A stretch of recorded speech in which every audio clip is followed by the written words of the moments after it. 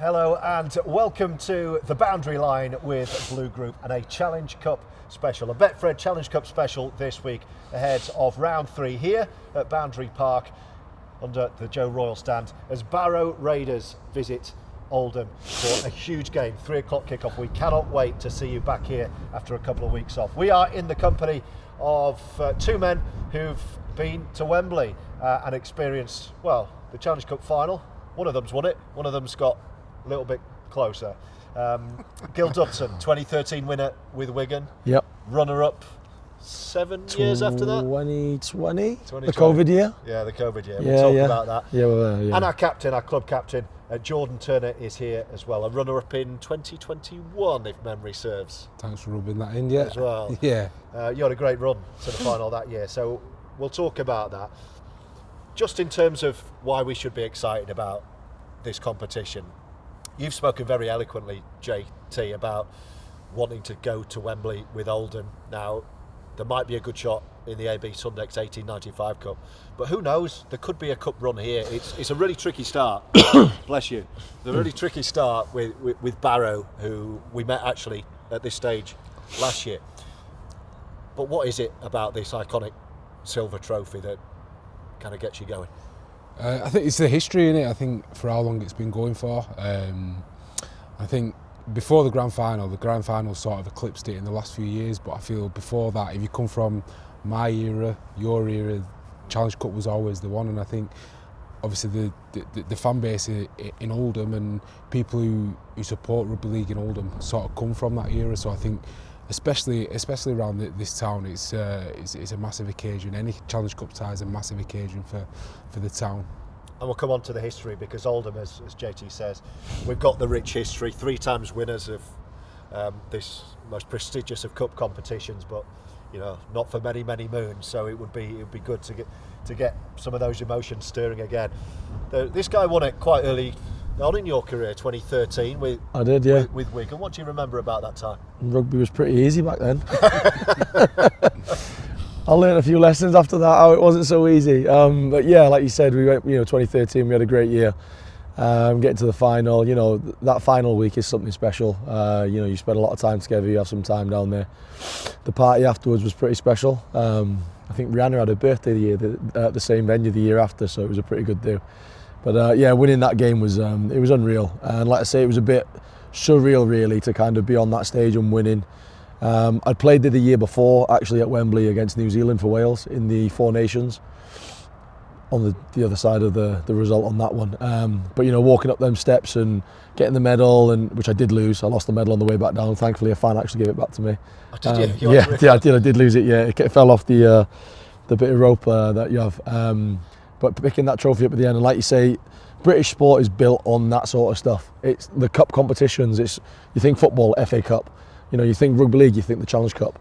The cup competitions are where the upsets happen. It's where the excitement is. It's where underdog stories are born. And I think that is what gives the cup competition that element of excitement. And that's why people enjoy the cup so much, and that's why they love it, and that's why they come out and support it. And you're saying that now as someone who can look back on their career knowing the magic of the cup competition, because as JT alluded to, there's not many major trophies to go for. No. You've got the Holy Grail of the Grand Final Super League trophy, and you've got the Challenge Cup final. Yeah. Were you aware, and you won, I'm just looking, you won that final 16-0 against RLFC, Matty Smith, man of the match. Doesn't mention you actually, Gil. No, I think Ian Thornley scored actually as well, the first try. Right.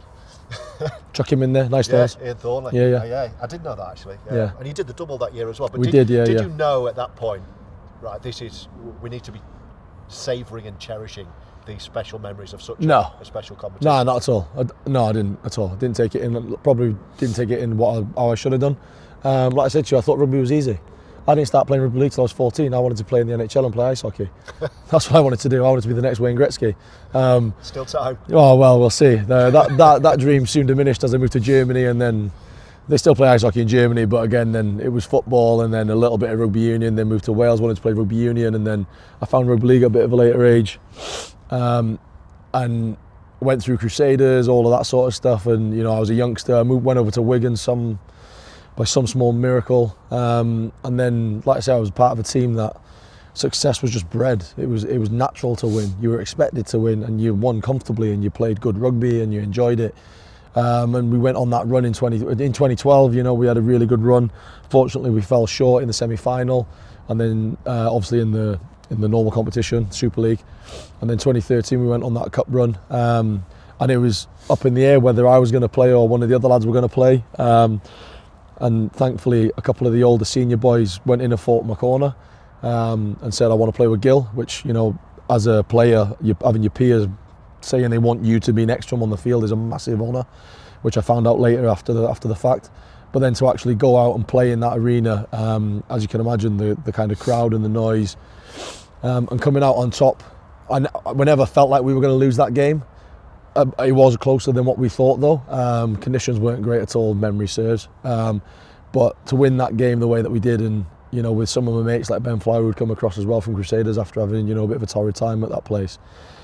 Like I say, at the time, rugby I thought was easy. I was like, well, this is easy, you just win all the time. A couple of years later, I learned a pretty sharp lesson that isn't the case. So looking back now as I'm older, that's something that I definitely savour and look back on. And like I say, the kids have got the medals and stuff up in the house, and you know, they like it, they like to look at it. But it's rare. It's a rare occasion. Not many people can say that they've gone out there and won that competition. You can imagine him in 30 years' time sitting with his pipe and slippers in front of the fire, and one of his grandkids says, "Tell me about Wembley," and he's off.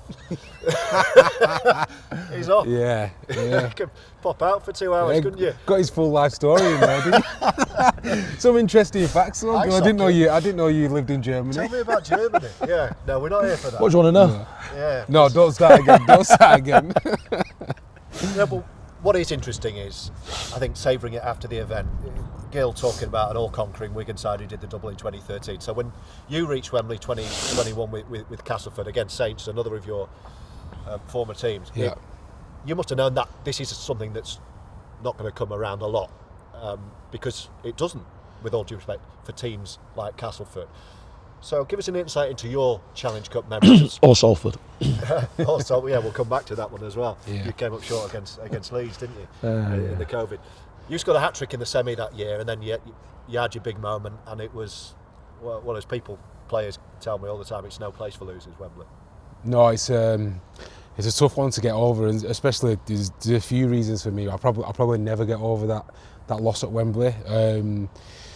So referring to what Gil said before about not really getting chances, it was in reverse for me. So I got to the semi-final with St Helens in 2015, and we got beat by Leeds, who won everything that year, and we'd won the grand final the year before.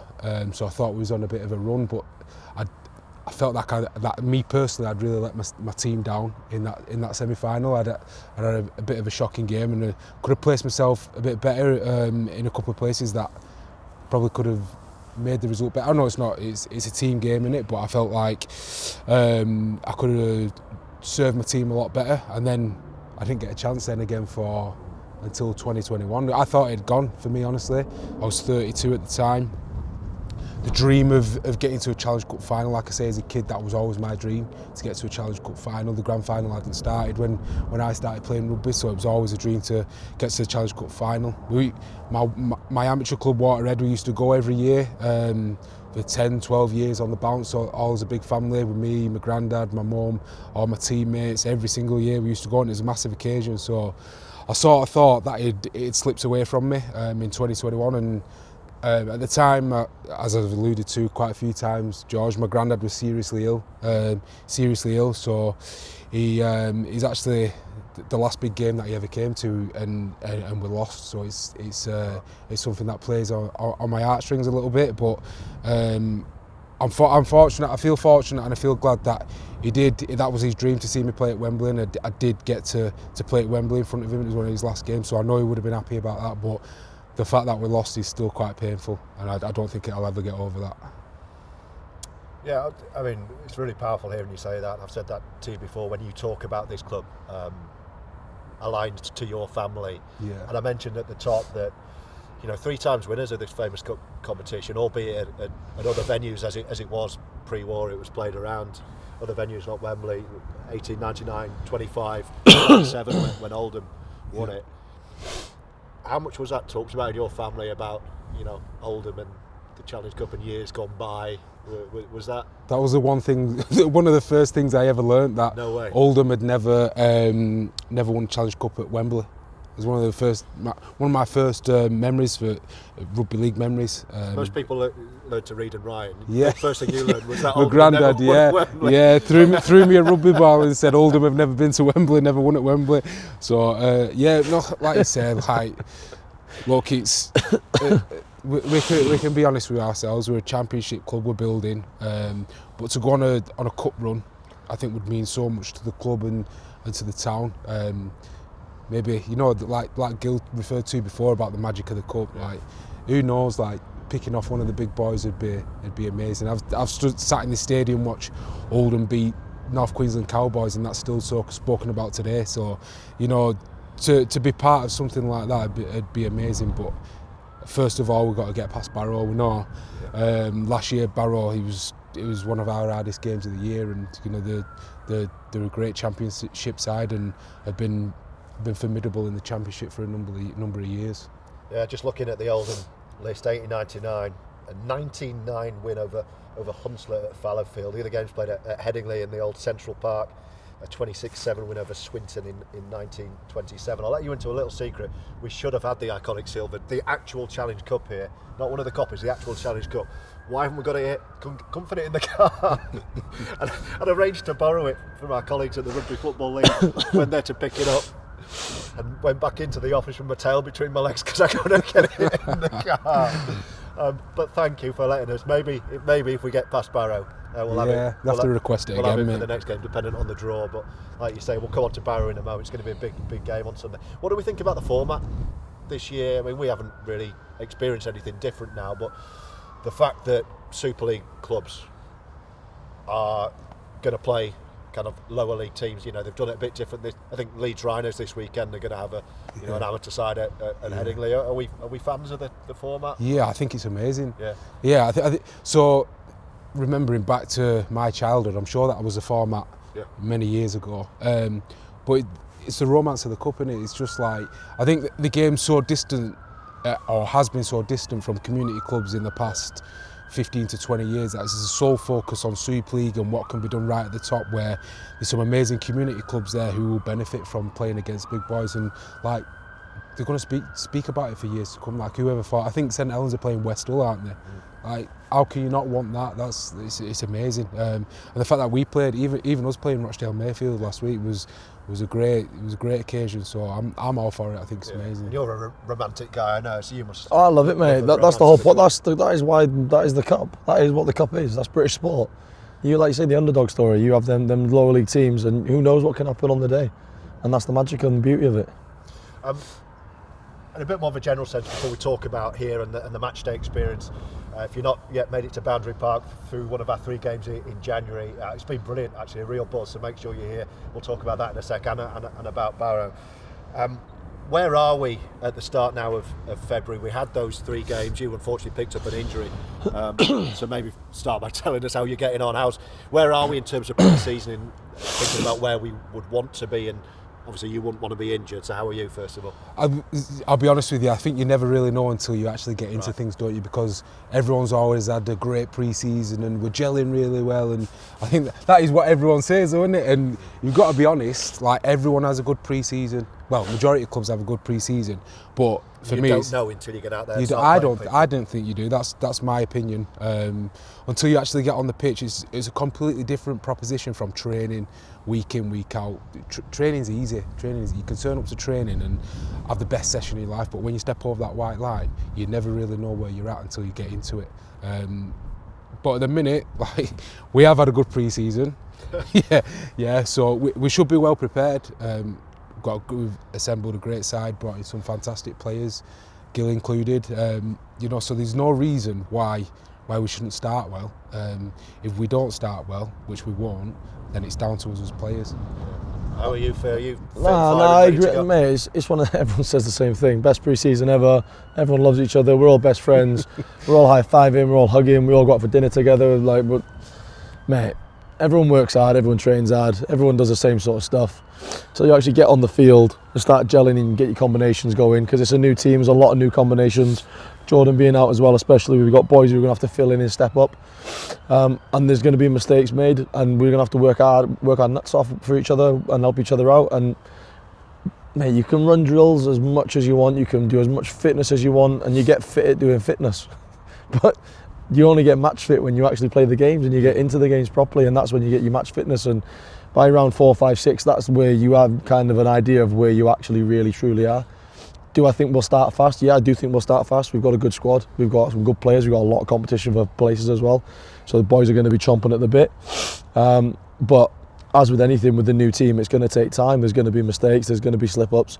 And I think as the season progresses, I think that's where we will kind of start gelling and clicking, and I think that's where we'll see the benefits of what we've been putting in the pre-season. So how do we make sure, JT, bringing it back to Sunday for the last few minutes, how do we make sure that, you know, there isn't an early blip, an early setback when Barrow come to town? Because you've alluded to already, they're a really dangerous opponent, as all the clubs are at this level.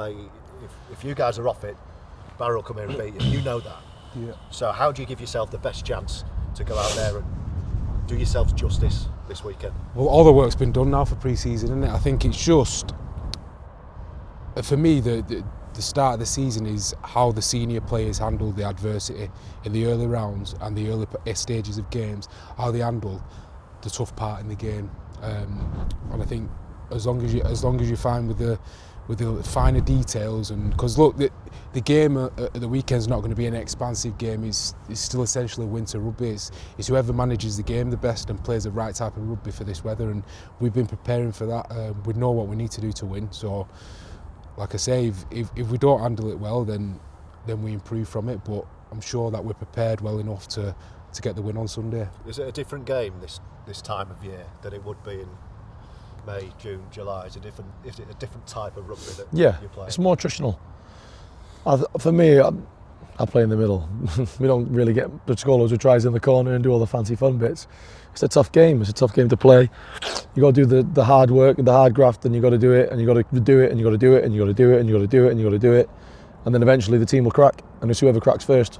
Whoever cracks first is normally the team that kind of loses. So it's on us just to stay in that grind for as long as possible, make sure we're doing the right things, not making errors, not putting ourselves under the pressure as we did in that first pre-season game. We put ourselves massively under the pump, so we just need to be clean, clinical, and just stick to the game plan and do what we've been practicing all pre-season.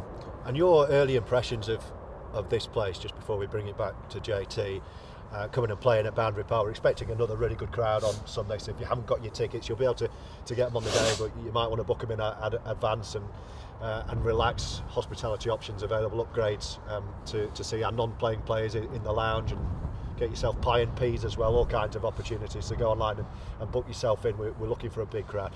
What have you made of it through those 3 home games we had? You were up there in hospitality, walking around through the fan bar, which was rammed for all 3 games. What have you made of the offering here? Yeah, good. Mate, I know Brady pretty well. I like Brady. He's a good fella. So if you want to go, if you want some pie and peas and a bit of a laugh, then get yourself along to that room over there.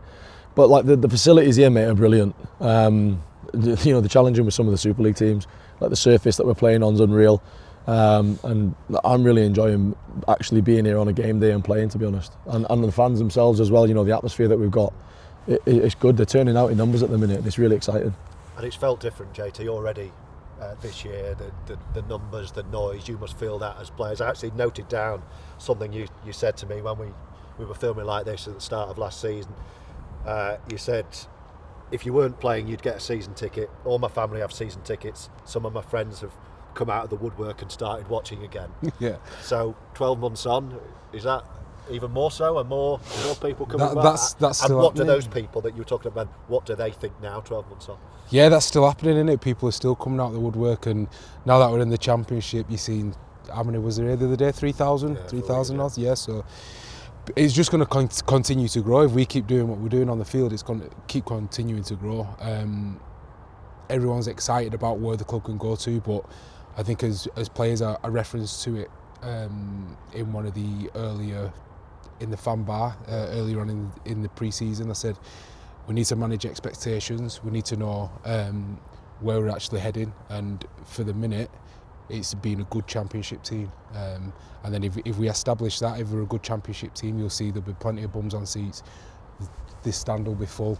Opening the back stand, you know, I think we did open the back stand, didn't we? For that's just a sign that we're opening another stand. People are coming. They're seeing what we're doing here.